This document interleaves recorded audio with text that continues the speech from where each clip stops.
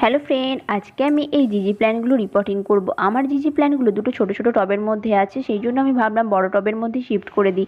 তার জন্য কিন্তু অবশ্যই ওয়েলডেন মাটি বানাতে হবে। আমার আগে থেকে যেহেতু মাটি বানানো ছিল, তার উপর একটু খাওয়ার মিশিয়েই আমি এই গাছগুলোকে রিপোর্টিং করব।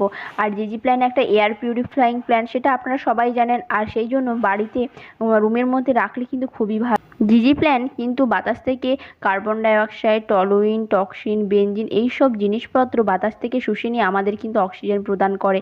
আর জিজি প্ল্যান্টের প্রোপাগেশন কিন্তু খুবই সহজ। একটা ছোট কাটিং থেকেই আপনারা অতি সহজেই কিন্তু চারাগাছ তৈরি করতে পারবেন, কিংবা আপনারা কিন্তু পাতা থেকেও এই গাছের চারা তৈরি করতে পারবেন। পাতা থেকে কীভাবে গাছের চারা তৈরি করতে আমি একটা অন্য ভিডিওতে আপনাদের সঙ্গে শেয়ার করব। আর এখানে আমি মাটি তো আগে থেকেই বানিয়ে রেখেছিলাম, তার সঙ্গে একটু আমি নিম খোল, সর্ষের খোল, বাদাম খোল এগুলো একটু মিশিয়ে নিয়েছি। যদিও বা জিজি প্ল্যান্টে এসব দরকার হয় না, অবশ্যই গাছ লাগানোর পর অবশ্যই ভালো করে জল দিয়ে দেবেন। আজকে তবে আসি।